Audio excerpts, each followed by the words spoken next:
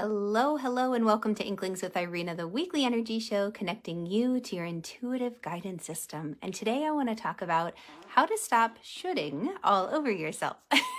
I love that play on words. You've probably heard it before in your travels. If you haven't, I'm excited to bring it to you. If we haven't met yet, my name is Irena Miller, and I'm an intuitive energy guide and energy alchemist, and I have been guiding empaths and visionaries for over 2 decades in navigating the world of shoulding. But basically how to navigate all of these big feelings that come up, these moments of anger and frustration. Where are they coming from? Why is it happening? Why does it keep happening? Why can't I just get over it? All right already. And I use a variety of techniques to help with this. Everything from energy healing to tuning forks to tarot cards to astrology.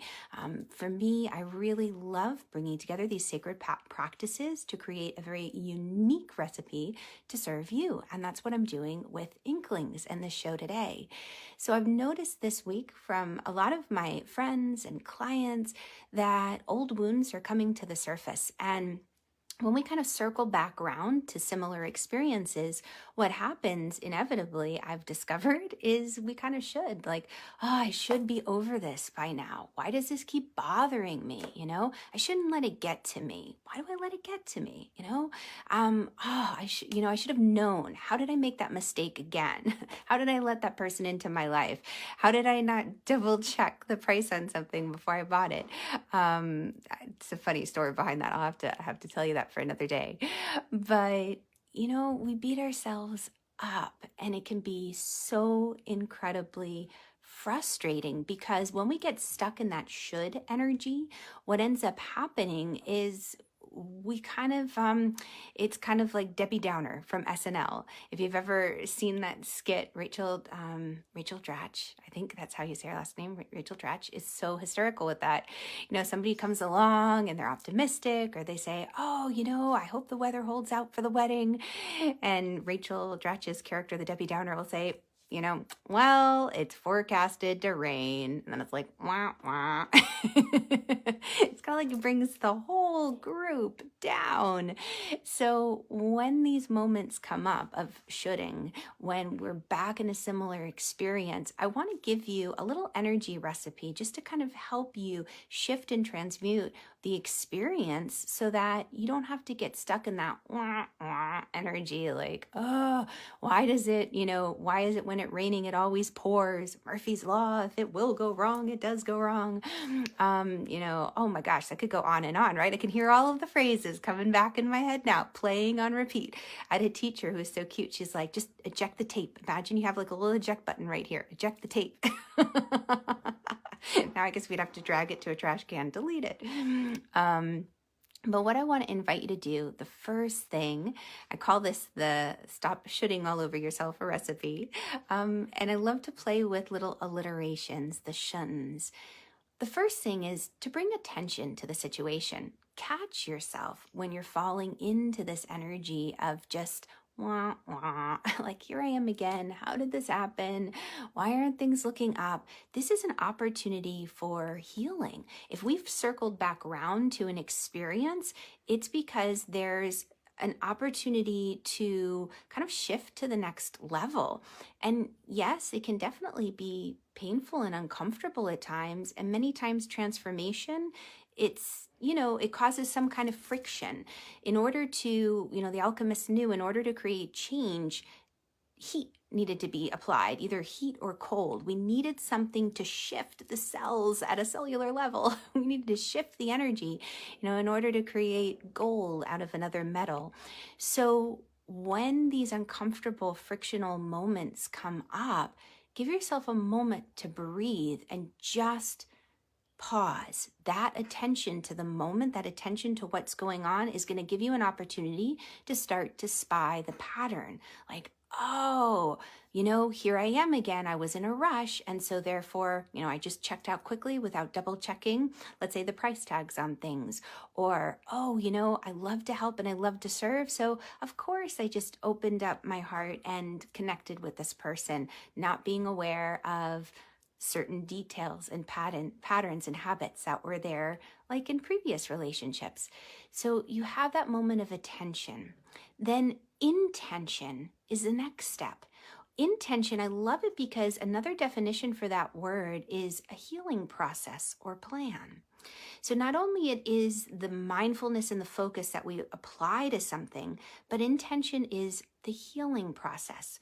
So once you're kind of aware of the pattern, you circle back around to it. It's an opportunity to heal.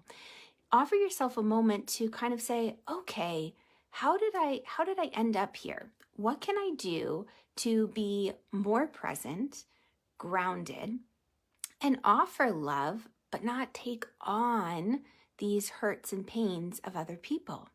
So that intention is a moment where you start to come up with your own particular plan.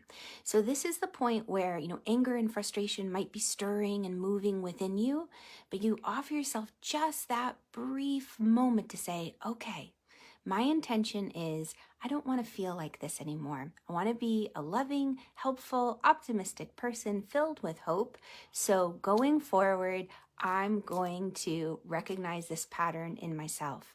And then the final shun is action. So we take action on that. We practice it in baby steps. Many times, the frustration comes because either our goal or our plan is so big that we try to do it all at once, and it's like, oh, it didn't work, and we decide to kind of throw our hands up in the air and say, that's it didn't work, forget it. And it's along the lines of people, I love it when you think of like dieting or getting in shape, losing weight, and it's that idea of like, okay, in 2 weeks, I'm going to look like this. I'm going to have all of my habits and patterns mastered, and I'm going to be super fit and fab.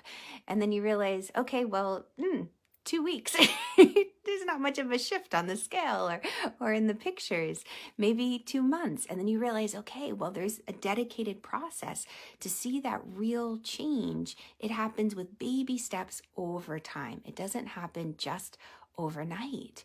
So offer yourself grace in that moment. You're going through the healing process. So to kind of sum this up, to help you navigate the world of when the shoulds pop up, take a moment to just pay attention.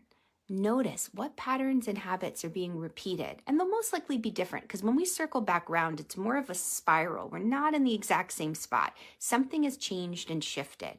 If you're doing the energy work along with me each week, then you are definitely making shifts and changes. So know that you're not going to be in the same exact spot. It'll be a different experience. So give yourself a moment to spy the pattern. And then the next thing is intention. What's your healing plan? Are you going to find an outlet for all of this anger and frustration that comes up, going for a walk or a run or a healing energy session? How are you going to move forward and be aware of this pattern when it comes up to make different choices and actions? And then finally, action. We take little tiny baby steps every day to strengthen our resolve, to strengthen essentially our energetic field and boundaries. So thank you so much for tuning in with me. Let me know how you're doing. This has been a fun, energetic experience. We just had an eclipse happen on Monday, and now we're kind of in that experience afterwards. And if you were paying attention to the eclipse, let me know. Put a little moon in the comments below, because I know that some people were able to see that solar eclipse in the world. All right, so if you're looking for more energy recipes like this, definitely click the link and let's continue to play. All right, catch you all on the flip side. Mwah! Bye, guys.